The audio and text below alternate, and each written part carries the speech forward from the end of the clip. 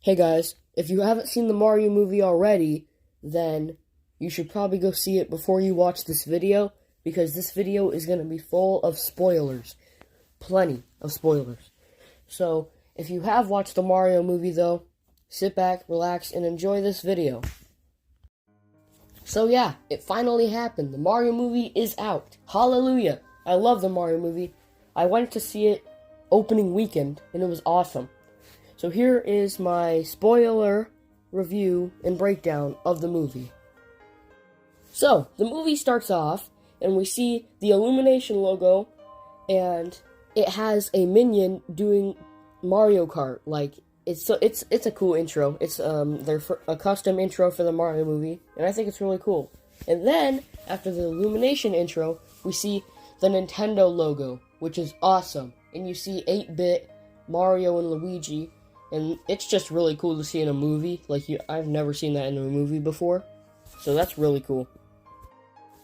We then get the scene of Bowser's ship kingdom pulling up to the Penguin's kingdom to retrieve the Power Star. And so the Penguins fight the Bowser's kingdom. You probably saw it in the trailer. And then, after that, Bowser burns down half of their kingdom castle just so he can get to the Power Star. And it seems like this Power Star is the only Power Star in the entire universe of the Mario, their universe. So I think that's the only Power Star that they have. Then after that, we get the iconic plumber ad from the teaser. And in this time, it's extended, and you can hear the iconic Mario voices. Not the Chris Pratt and Charlie Day, but, like, the wahoo and stuff like that. Those are really cool voices that you get to hear. And they use those voices as marketing strategies, they say, in the movie. And it's really cool. Then we cut to Mario and Luigi being inside a diner. And this diner has so many references, it's crazy. A lot of Punch-Out references. There's even a picture of Duck Hunt right there, under the TV. It's so cool. It's awesome. On their way out of the diner, they also meet Spike, who is one of Mario and Luigi's rivals or friends, I can't remember, in one of the older games. And then Luigi, his phone goes off, and it's the GameCube intro, and it's so cool. And then on the phone screen, you can see a little Mii character, which is awesome.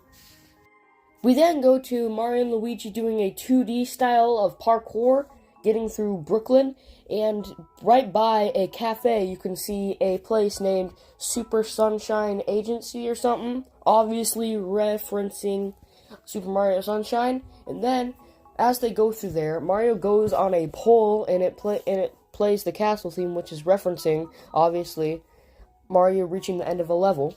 And then you can see Burger's Castle and as a restaurant in the background, which is obviously referencing him going into the castle after you get the flagpole, which is I thought it was really cool.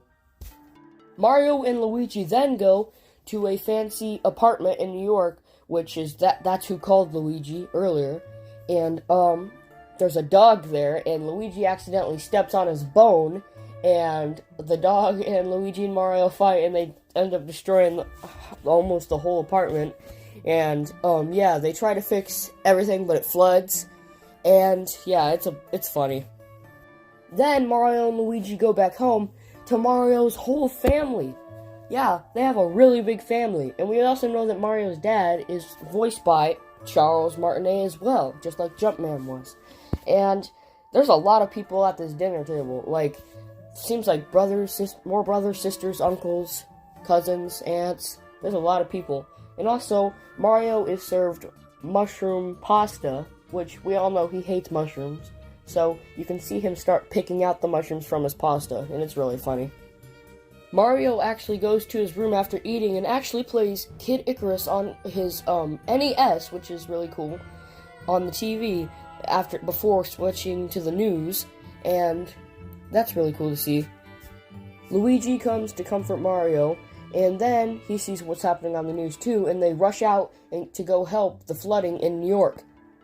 And then they pass by a cafe, which was was called Duck Hunt Cafe, but it was in another language of some sort, so yeah, that's really cool to see though.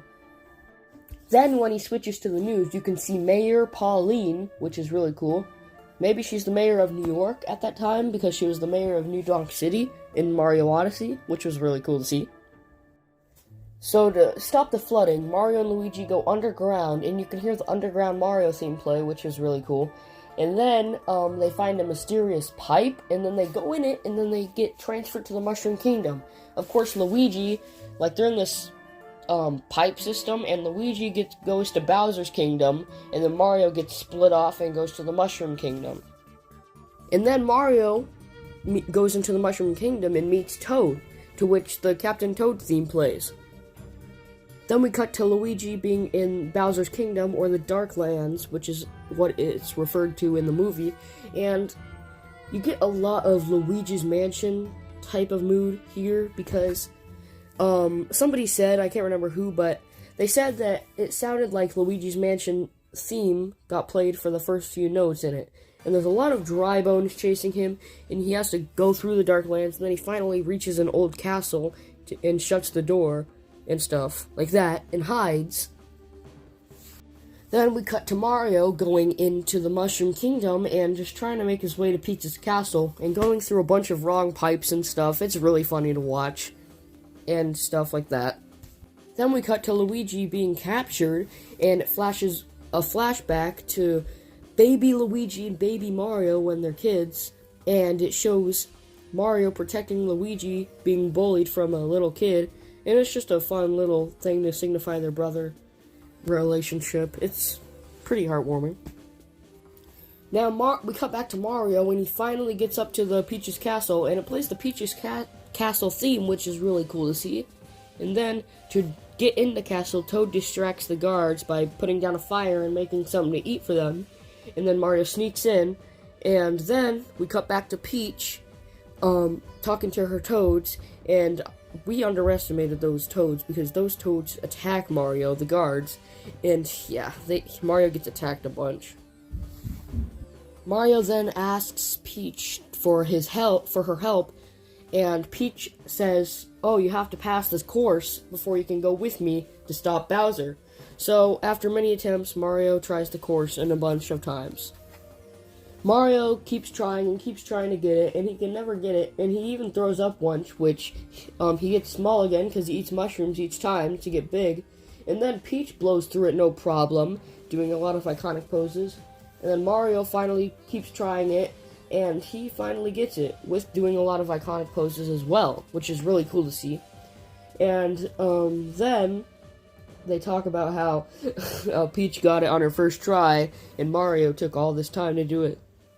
Then we cut to Bowser's Kingdom, rocking out and jamming out to the Bowser's Fury theme, which I think is really cool to see that they're even referencing their newer games, which is, it's awesome. Then we cut to Mario, Peach, and Toad going through a lot of different kingdoms, like the Sand Kingdom from Mario Odyssey, Bob-Omb Battlefield, like the ocean place where the Cheep Cheeps are from Super Mario 3D Land and World, which is very similar to it, and a lot of other places, which was really cool to see. You don't get to be in those, they don't show it off too much, which is pretty sad. But then we go to Peach, Mario, and Toad settling down in a fire field with a campfire, and then we get into a little bit of Peach's backstory, which is pretty cool to see. Then for her backstory, it shows baby Peach going from a pipe and seeing the Toads, and the Toads basically raised her and turned her into their princess, which is pretty interesting. I want to hear more about Peach's backstory. Like, where was she from in the human world, probably. Yeah, that's really cool to see. I want to hear more about that backstory. We then make it to the Kong region, where Mario, Toad, and Princess Peach get on a cart with one of the Kongs, which has a Randy symbol in front of it, and they ride through the Kong region, which is really, really cool. You can see a lot of huts and everything, which would be really cool.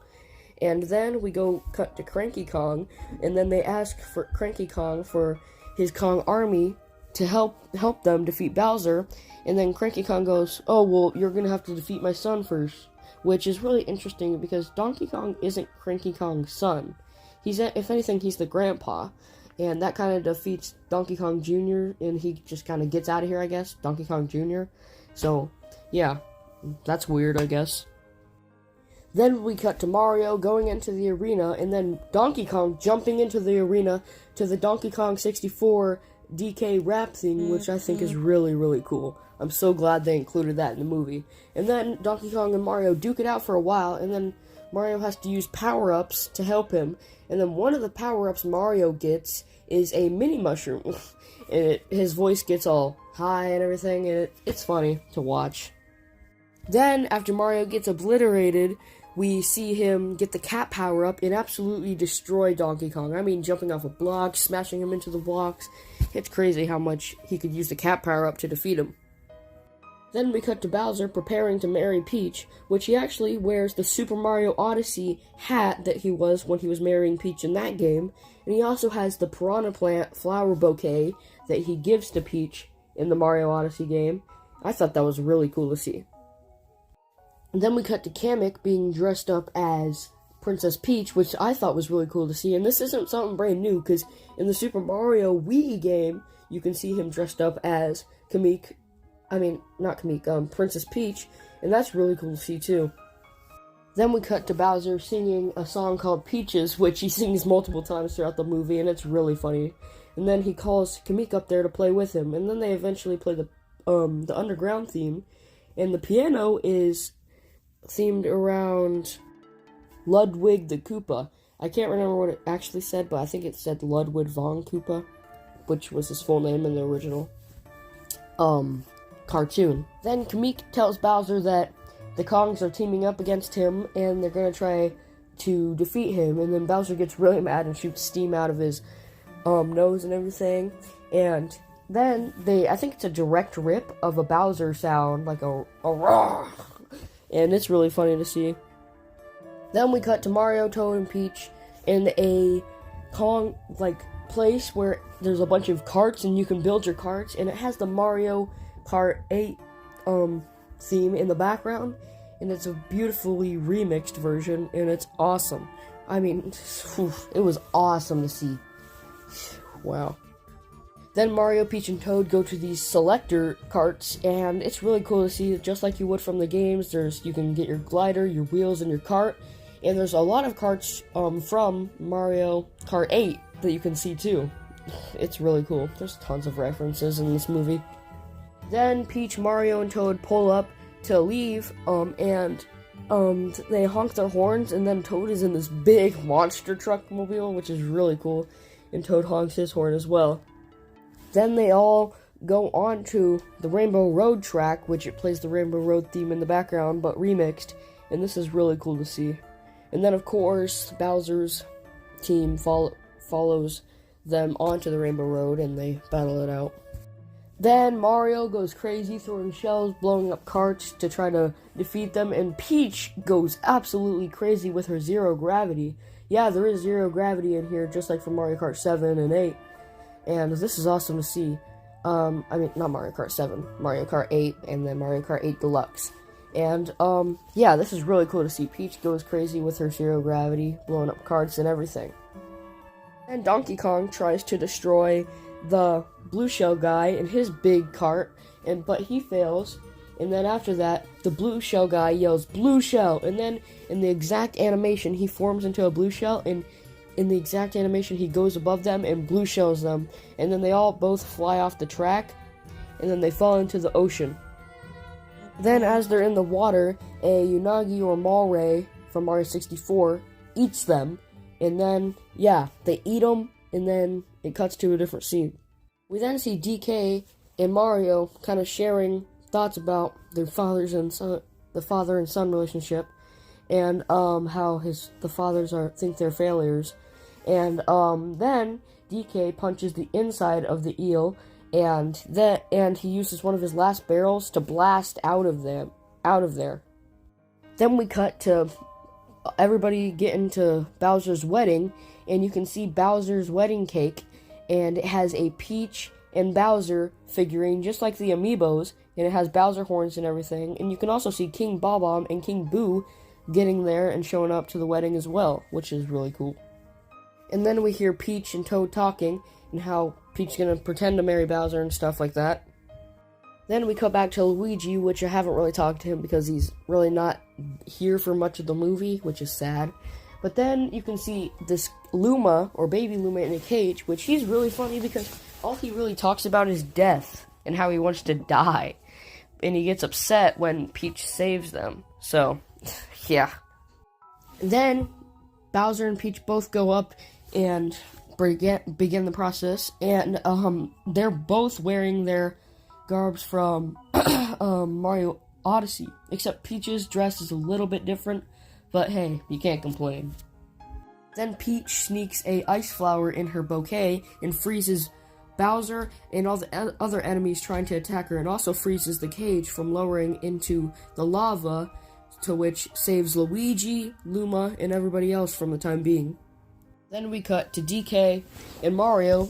DK uses a fire flower, and Mario uses the mushroom, and they both get powered up, and then they go, and they're heading to the wedding to fight Bowser, and it shows the skills that Mario learned. He's using all the moves that he learned from back then when he was doing the course, and it's really cool to see, and it kind of cuts from 2D back to 3D again, which I thought was really cool. Then we see Mario go into a Tanuki suit and fly up to the castle to help Peach out, and Donkey Kong gets up there and grabs the gears and holds them so the cages don't fall down anymore after Peach runs out of her ice flower and the ice melts. Then Bowser calls for a Bonsai Bill, which is basically a giant version of a bullet bill, and sends it straight into the Mushroom Kingdom castle to blow it up. But Mario's smart thinking, he goes up with his Tanuki suit, and with his tail he pokes it in the eye, and then the bullet bill chases after him into the pipe where Mario came out from Brooklyn, and it blows it up. Then after it blows up, it sucks everything in from the Mushroom Kingdom into Brooklyn, which, that is a really cool shot to see, how Bowser's Kingdom kind of just is gigantic compared to how Brooklyn is. Then we cut to Mario and Bowser having a 1v1 fight, and Bowser is absolutely wrecking Mario. I guess because you can't get like black eyes or face deformation in Mushroom Kingdom, but now that they're back in Brooklyn, he can, and it shows Mario getting absolutely destroyed with black eyes and bruises on his face. And then Mario hides back in that same diner from the beginning of the movie, and he's kind of scared, doesn't know if he could defeat him or not.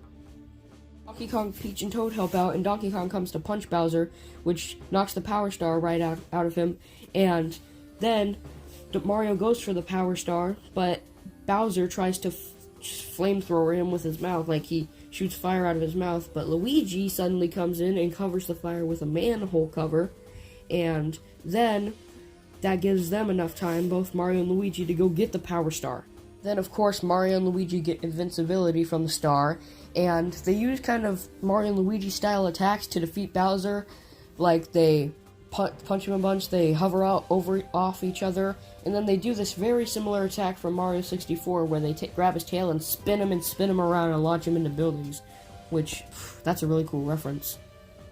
And then during that entire time, the Superstar theme is playing while they're all powered up in their star, and it's really cool. And then after Mario and Luigi defeat him, Peach and Toad go over to Bowser and feed him a mini mushroom, which turns him mini, and he can't do anything like that anymore. Can't hurt him. Kingdom where they decided to stay, and then they go to work in a pipe to go to Brooklyn, and it's really cool to see. And then this movie has 2 end credit scenes. The first one is where Bowser is in his cage where he can't escape, and he has a mini piano, and he's mini as well, and he sings another song about peaches, which is really funny to see. And then the second end credit scene, it's like the underground pipe scene, where we saw Mario and Luigi go into the Mushroom Kingdom, and then there's a little pile, and there's a Yoshi egg, and then it starts to crack, and then the screen goes black, and Yoshi's sound effect goes off, and then the movie ends, which is really cool. That's setting up a plot for probably a second movie. So yeah, if you guys enjoyed this review and breakdown, let me know in the comment section below, and subscribe. And I hope you enjoyed it. And bye-bye.